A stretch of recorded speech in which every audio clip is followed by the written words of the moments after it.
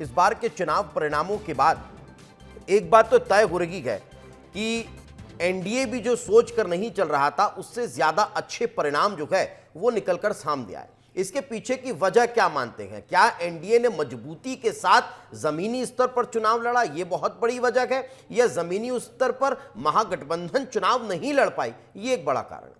देखिए दीपेश, ये जो चुनाव है बिहार का, ये ख़ास तौर पे ये जो चुनाव है ये मोरल बूस्टिंग का चुनाव था। और इस चुनाव में मोरल बूस्ट ना सिर्फ नीतीश कुमार का हुआ है, ना सिर्फ पीएम मोदी का हुआ है, बल्कि उन तमाम राज्यों के मुख्यमंत्रियों का भी हुआ है जो पिछले कुछ समय से बेचैन ज़रूर थे कि भाई किस तरह का चुनाव प्रचार किया जाए, किस तरह से बिहार के नतीजे आएंगे।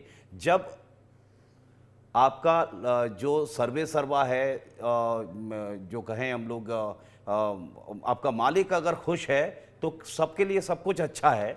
पीएम मोदी के लिए मोरल बूस्टिंग के साथ साथ जो बेचैनी थी और बीजेपी के नेताओं में, वो भी खत्म हुई है इस तरह के नतीजे आने के बाद। अब चूंकि ऐसे नतीजे क्यों आए हैं, इसका सबसे बड़ा कारण है कि जो बीजेपी की मशीनरी थी, चुपचाप जो चुनाव प्रचार बहुत उस तरह से नहीं करना जिस तरह से विपक्ष हमलावर था।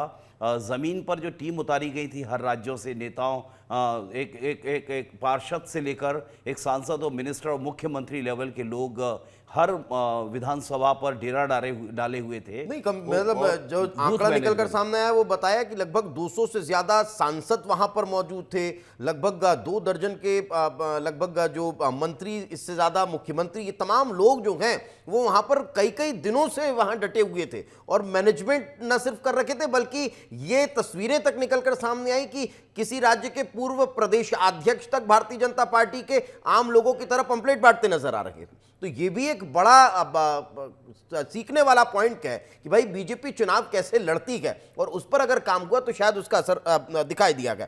मैं लौटूंगा सर आपके पास, एक और कमेंट लूंगा, लेकिन एक बार गुलरेज जी का रुख कर लेता हूं।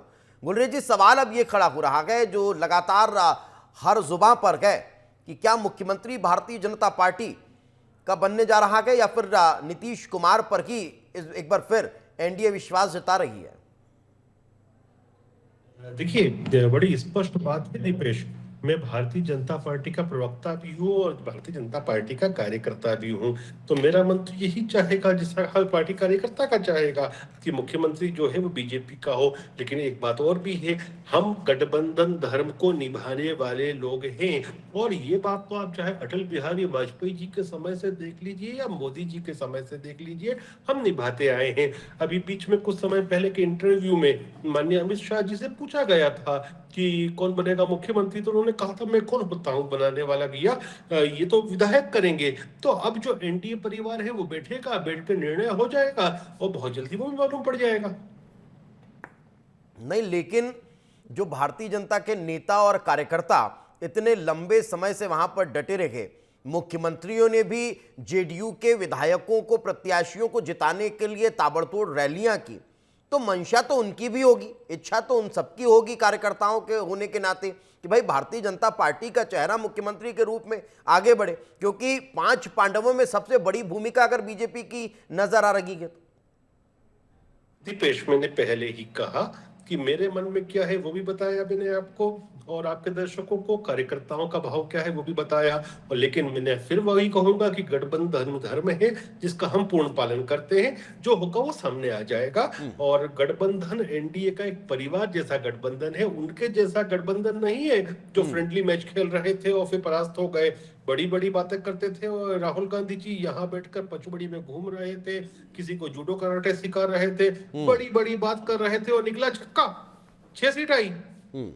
चलिए, मैं जवाब ले लेता हूं, क्योंकि अब आपने सवाल खड़ा कर दिया है। धर्मेंद्र जी हमारे साथ जुड़े हुए हैं। धर्मेंद्र जी, लगातार सवाल जो है वो खड़े हो रखे हैं, और अब उसमें गुलरेज जी भी पीछे नहीं है, उन्होंने भी सवाल खड़ा कर दिया कि भाई हमारा गठबंधन इनके गठबंधन से बहुत अलग है।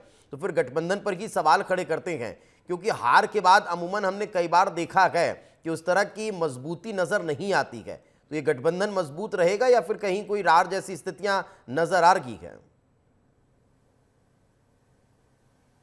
जी नमस्कार दीपेश जी, आपको और विस्तार न्यूज के समस्त दर्शकों को। देखिए, वाकई भारतीय जनता पार्टी का गठबंधन बहुत शानदार है, और ये तो ज्ञानेश कुमार गुप्ता जी ने साबित कर दिया कि इनसे अच्छा गठबंधन निर्वाचन आयोग का किसी से नहीं है। मैंने 45 दिन पहले एक डिबेट में कहा था कि बिहार के चुनाव परिणाम देश की राजनीति को बदलेंगे। अगर गठबंधन वहां सरकार बनाता तो कहीं ना कहीं केंद्र की मोदी जी की सरकार खतरे में आ जाती।